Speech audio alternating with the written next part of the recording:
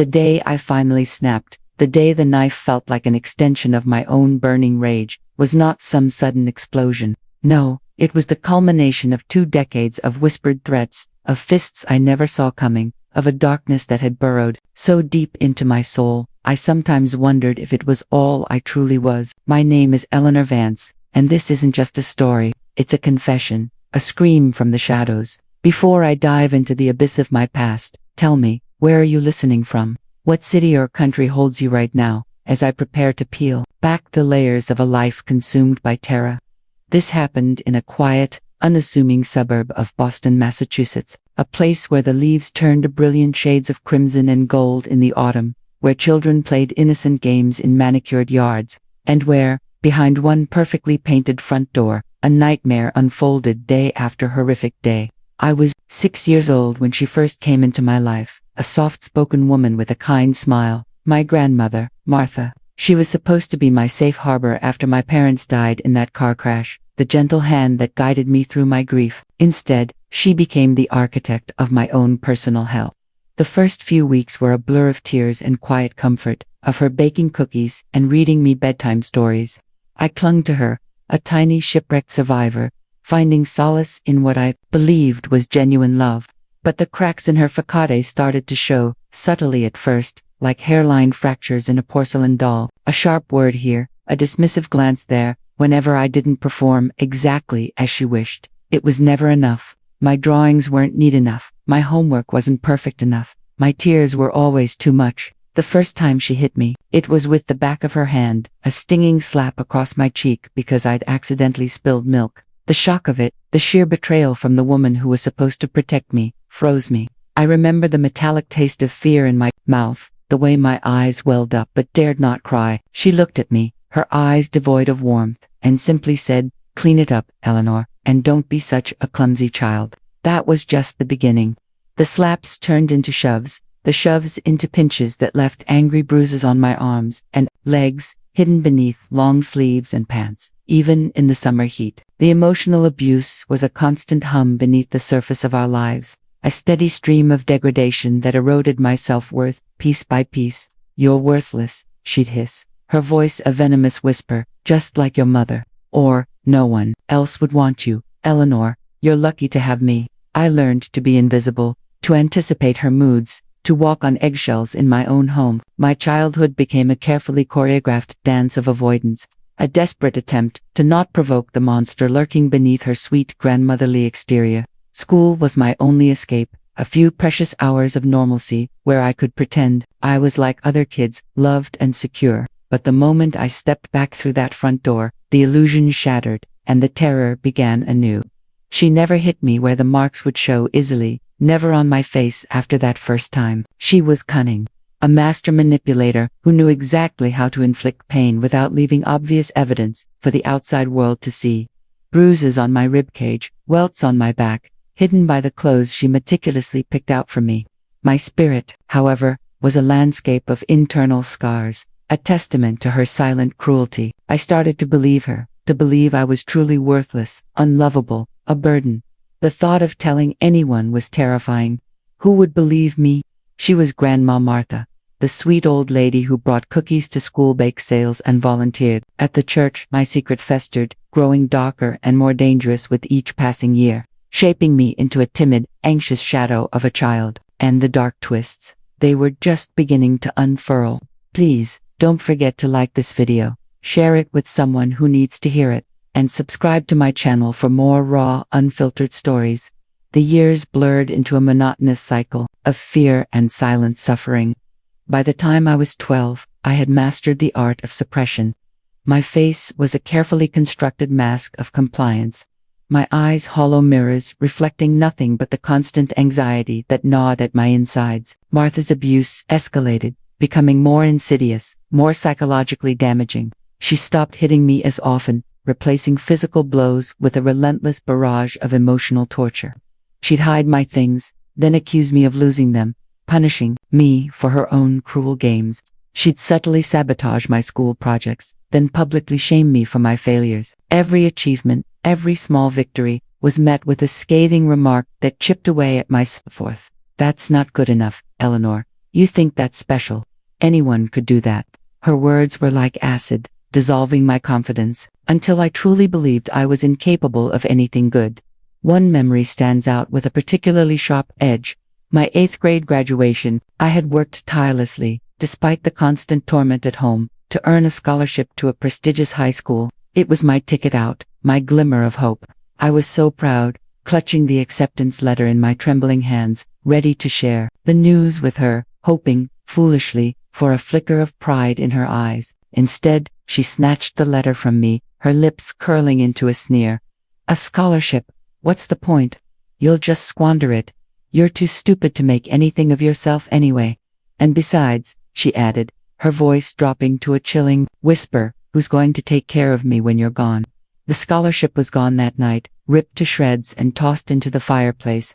My dreams, my escape, reduced to ashes. I remembered the cold knot of despair in my stomach, the feeling that I was truly trapped, forever bound to her cruelty. As I grew older, the abuse shifted again. It became less about direct punishment and more about control, about ensuring I remained completely dependent on her. She isolated me from friends, inventing illnesses to keep me home from school events, intercepting phone calls, and spreading rumors about me to anyone who dared to get close. My world shrank until it consisted solely of her and the four walls of our house, a gilded cage designed to break my spirit. The loneliness was a crushing weight, heavier than any physical blow she had ever dealt. I started to resent her, a simmering anger bubbling beneath the surface of my carefully constructed passivity. It was a dangerous emotion, one I tried to bury deep, but it clawed its way back, whispering promises of defiance, of escape, of revenge. The sweet, innocent grandmother facade she presented to the world was a masterpiece of deception. And I was the only one who truly saw the monster beneath. My teenage years were spent planning, fantasizing about a future where I was free, where she couldn't touch me. But the fear was still a powerful leash, holding me back as I entered my 20s. The hope of escape dwindled, replaced by a suffocating sense of inevitability. Martha was old now, her movements slower, her voice perhaps a little weaker, but the malevolence in her eyes remained undimmed. If anything, her grip tightened. She had become frail enough to demand constant care, and I, her unwitting nurse, was forced into a role I despised. Every cough, every ache, every fabricated ailment was a new demand on my time, a new reason for me to stay. Who will help me? Eleanor, you're all I have. She'd play the victim with such convincing artistry, convincing herself, and anyone who would listen, of her helplessness. But behind closed doors, the manipulation continued. She'd forget to pay bills, then blame me when the power was shut off. She'd misplace important documents, then scream at me for her disorganization. The psychological torment became so refined, so subtle, that I often questioned my own sanity. Was I truly forgetful? Was I imagining things? She had perfected gaslighting to an art form, making me doubt my memories, my perceptions, even my own worth. There were days I'd stare at my reflection and see only a stranger, a ghost of the vibrant child I once was, a woman whose spirit had been systematically crushed. My life outside the house was practically non-existent. Any attempts I made to secure a job or reconnect with old acquaintances were met with Martha's cunning interference. Sudden emergencies, feigned illnesses that required my immediate attention, or subtle threats about what would happen if I dared to leave her alone. She knew my vulnerabilities, knew exactly which buttons to push to ensure my compliance. The fear of her retribution was a heavy chain around my ankle, dragging me down, preventing me from ever truly breaking free. Then came the physical decline, not just hers, but mine. The constant stress, the lack of proper nutrition. She controlled even my food, doling out meager portions, and criticizing my eating habits began to take its toll. I was perpetually exhausted, my body aching, my mind a foggy mess of anxiety and despair. I tried to reach out once, years ago, to a school counselor, whispering veiled hints about my home life, but Martha had been one step ahead, charming the counselor with tales of her difficult but loving granddaughter, painting me as an ungrateful and rebellious teenager. The counselor, swayed by Martha's performance, advised me to try harder to understand your grandmother's love. It was a devastating blow, confirming my deepest fear. No one would believe me. I was truly alone in this nightmare, and the only person who could save me was myself. The quiet desperation inside me started to curdle, morphing into something cold and dangerous. The dreams of escape became dreams of something else entirely, something darker, something final. The realization that no one was coming to save me was both terrifying and strangely liberating. It was in my late 20s, after another particularly vicious verbal assault that left me curled on the floor, shaking, that something inside me finally snapped. Not violently, not dramatically, but with a quiet, icy resolve. The fear that had been my constant companion for so long began to recede, replaced by a cold, calculating anger. I was tired of being her punching bag, her emotional plaything. I was tired of existing as a ghost in my own life. A new thought took root, one that had been simmering beneath the surface for years, too dark to acknowledge.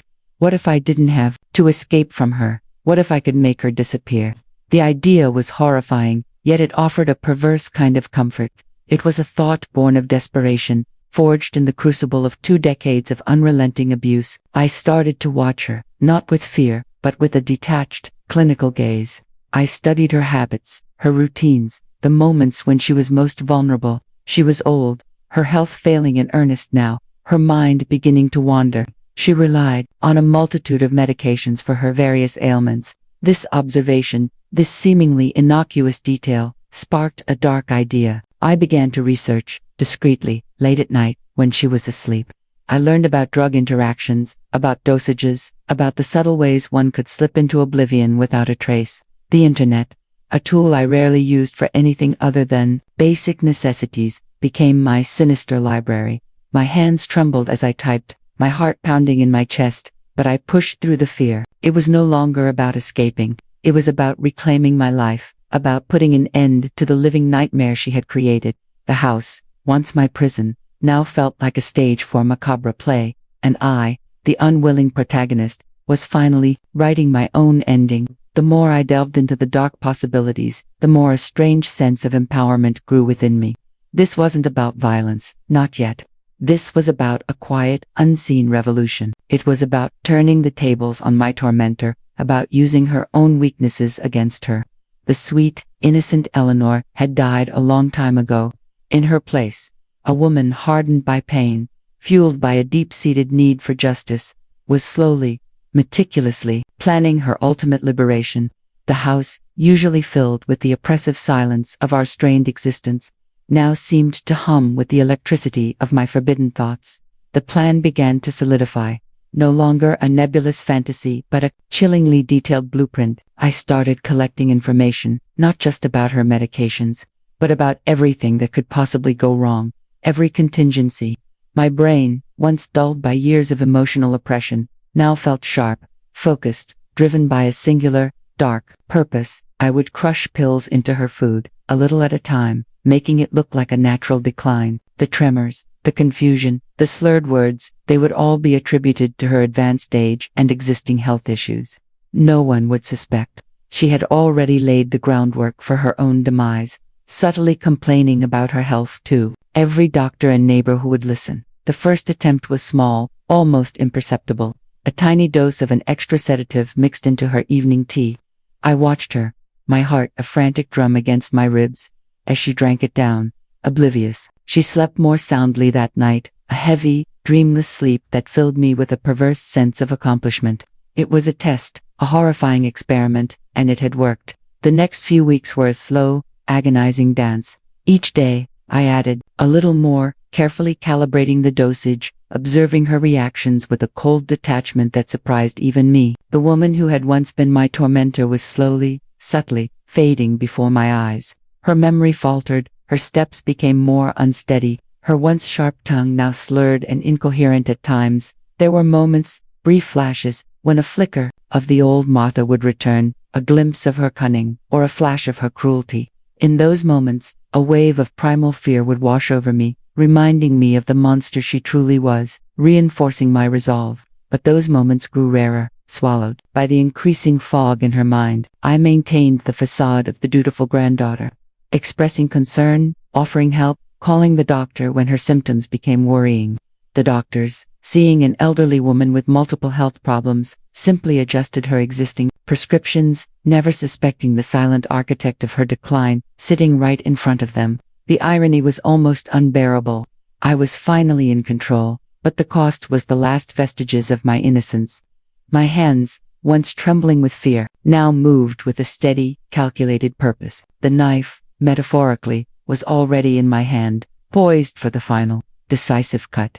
The days bled into weeks, each one a slow, agonizing step closer to the inevitable. Martha was a shell of her former self, her mind a tangled mess, her body, frail and weakening.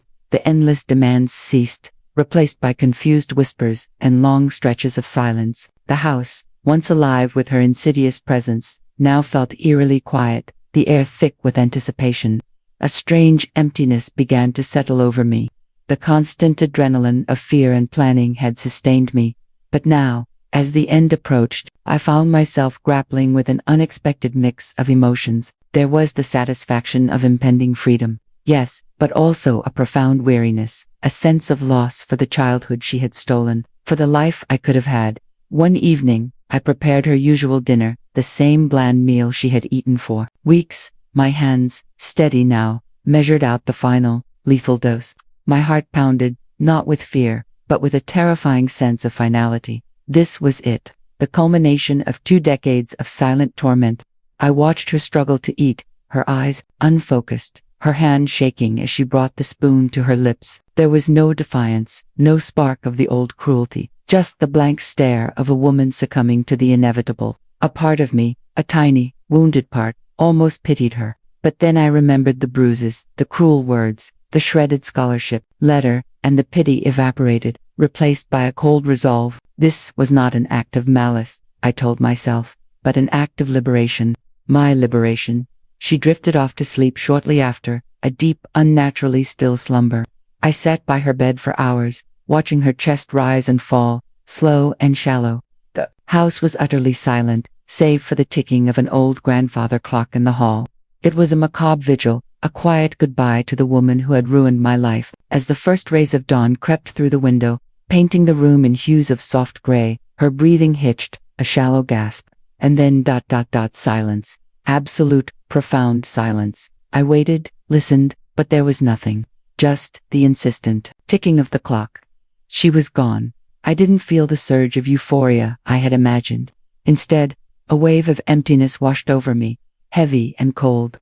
The monster was dead, but the scars remained, etched deep into my soul. I called for an ambulance, my voice calm, almost detached, as I explained that my elderly grandmother had simply passed away in her sleep. The paramedics arrived, followed by the police. They asked questions, but my answers were practiced, polished, filled with the perfect blend of grief and shock. There were no suspicious circumstances, no signs of struggle, just an old woman who had finally succumbed to her ailments. They left, offering their condolences, and I was finally, truly, alone, free, or so I thought, because the deepest, darkest twist was yet to come. The days that followed Martha's death were a strange, disorienting blur. The house, once a suffocating cage, now felt vast and echoing, filled with an unsettling silence. I was finally free, but the freedom felt heavy, burdened by the weight of my actions and the 2 decades of trauma that had shaped me. I tried to pick up the pieces of my life, to find the girl I once was, but she was long gone.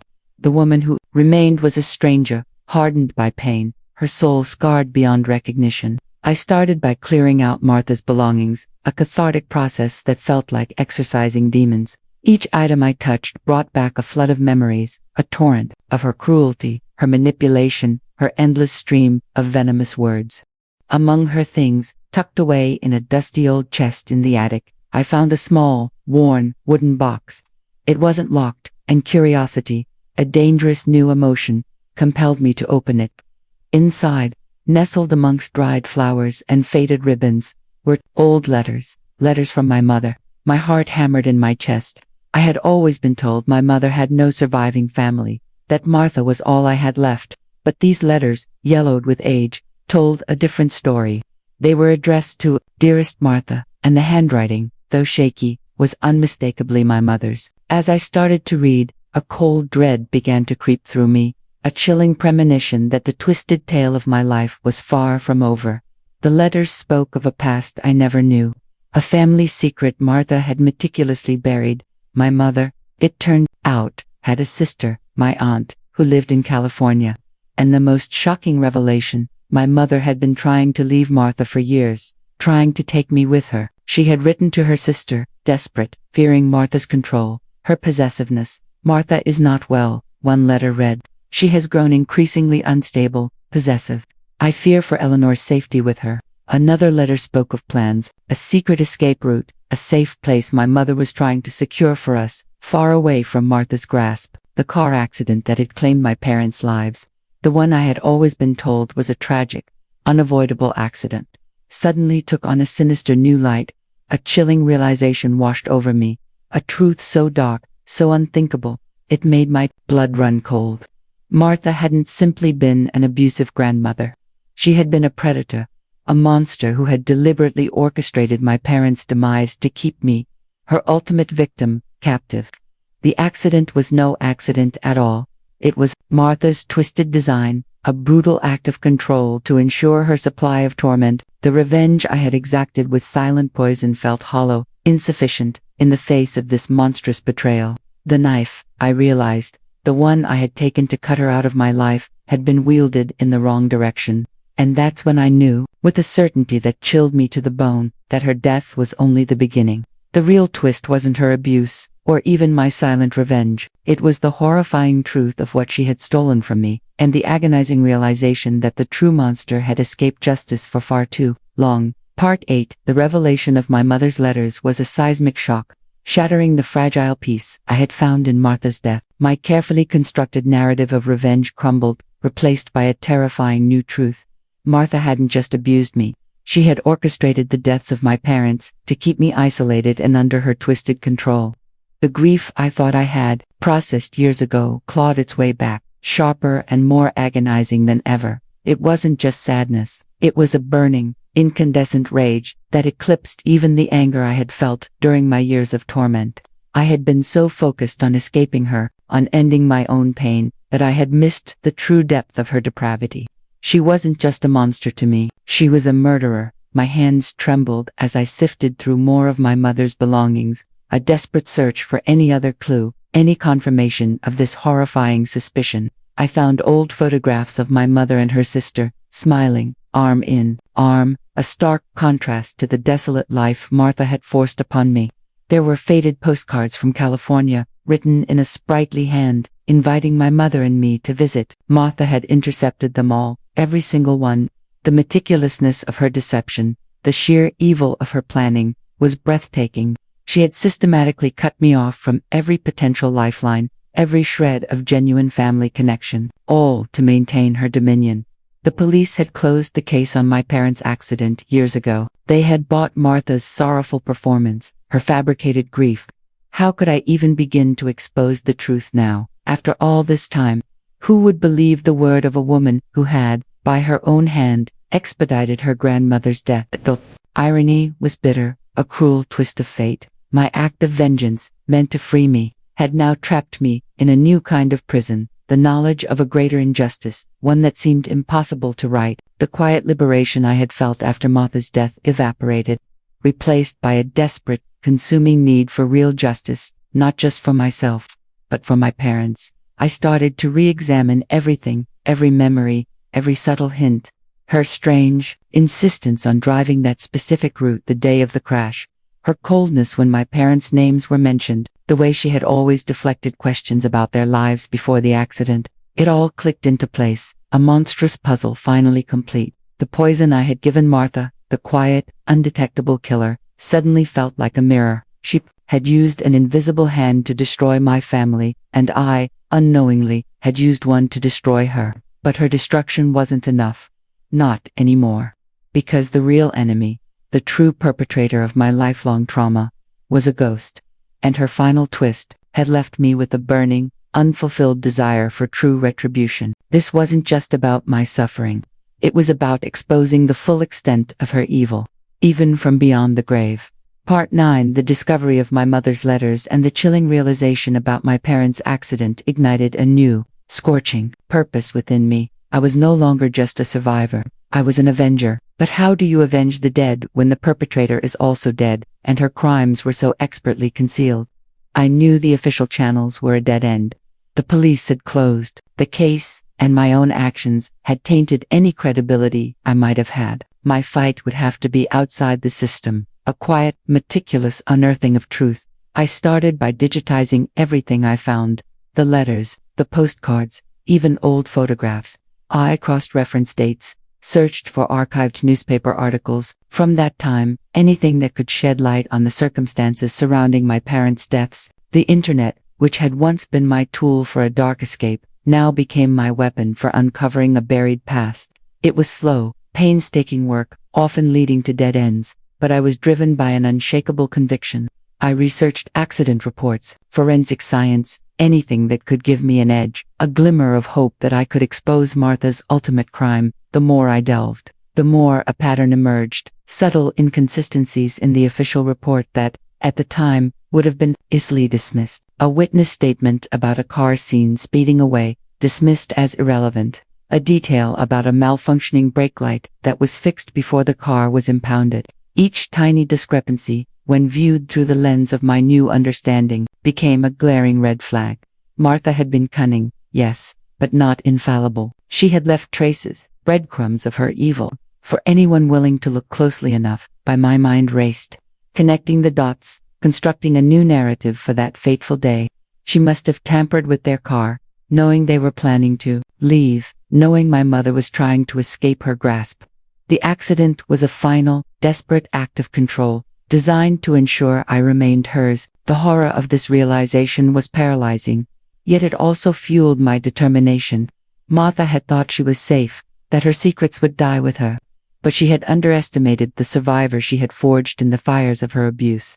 I would make sure her legacy was not one of a sweet old grandmother, but of the calculating, cold-blooded murderer she truly was. The silence of the house was no longer a comfort. It was a challenge, a testament to the decades of hidden evil I was now determined to expose. My focus shifted from mourning to an obsessive pursuit of truth. I knew I couldn't go to the authorities with just letters and my own suspicion.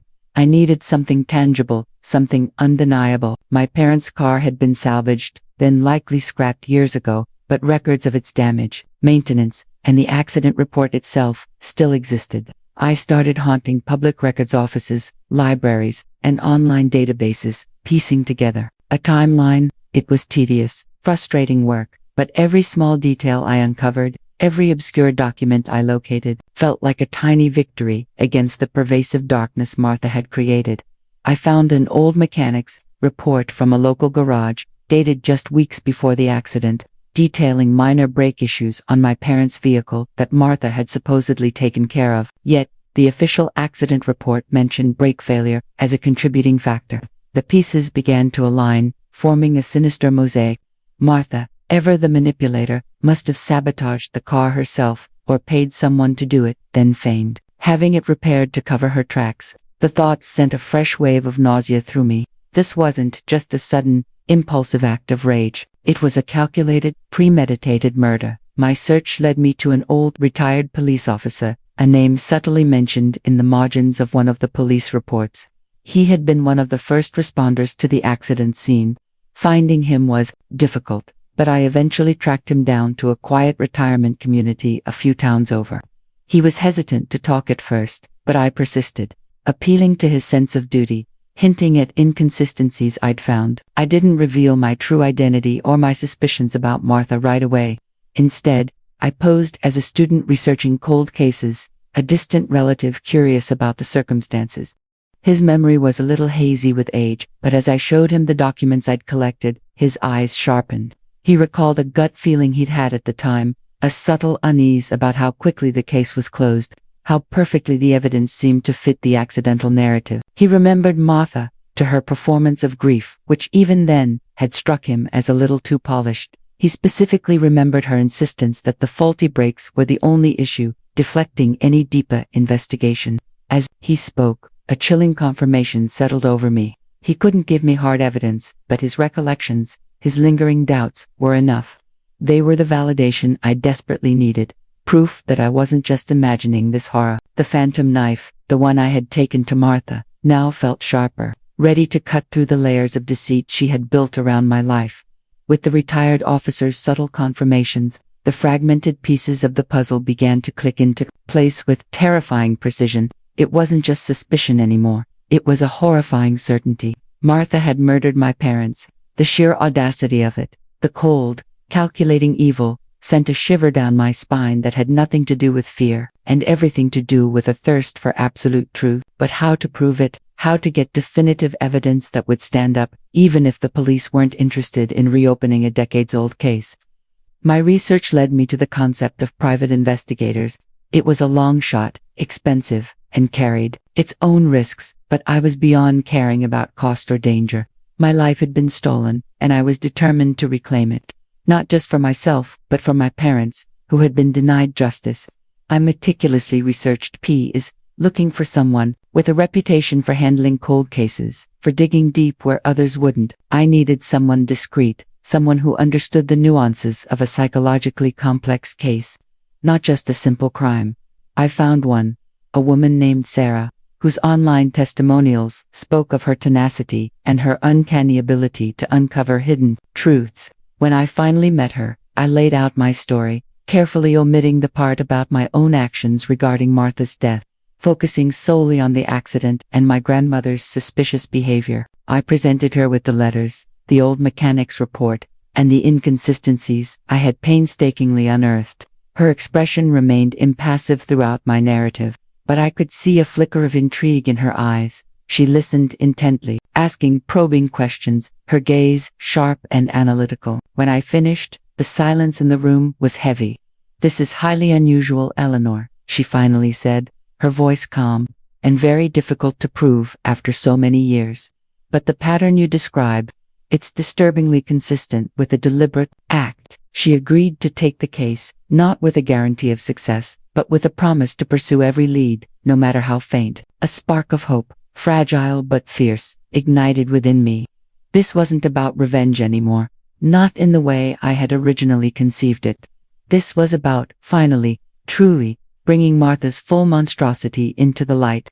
Even if it shattered everything I thought I knew about my own past, the knife, once aimed at her life, was now poised to cut through decades of lies and expose the ultimate betrayal. Part 2. Sarah, the private investigator, was a revelation. She worked with a quiet intensity, her methods precise and relentless. She didn't just look at documents. She interviewed distant relatives of my parents I never knew existed, people who had been cut off by Martha's deliberate isolation. She traced old property records, looked into financial transactions, and even found a former employee of the garage that had supposedly worked on my parents' car. Each step brought us closer to a truth that was both horrifying and profoundly liberating. The garage employee, an elderly man with a sharp memory, remembered Martha vividly. He recalled her coming in a few days before the accident, not to fix the brakes, but to specifically ask about disabling a part of the braking system in a way that wouldn't be immediately obvious.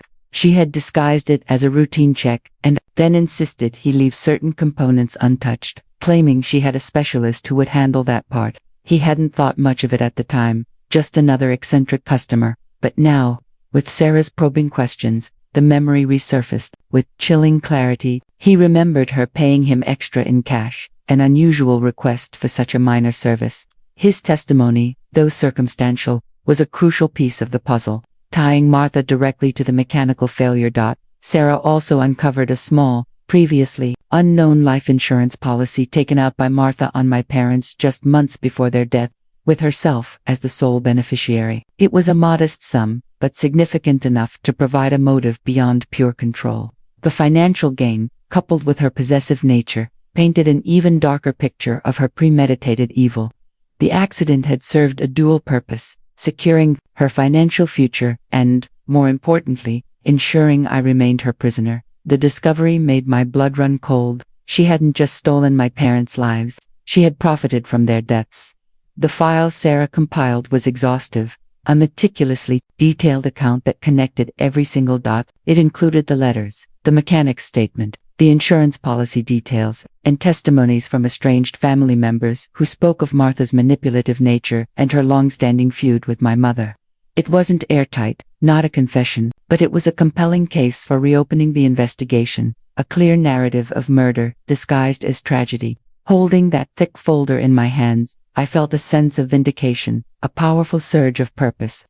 The knife I had taken to her was no longer just about survival. It was about tearing down the entire edifice of lies she had built, exposing her for the true monster she was, ensuring her name would forever be associated with the horrific truth, even if it meant risking everything. The trauma was real, the twists were dark, and now, finally, the stage was set for the ultimate revelation.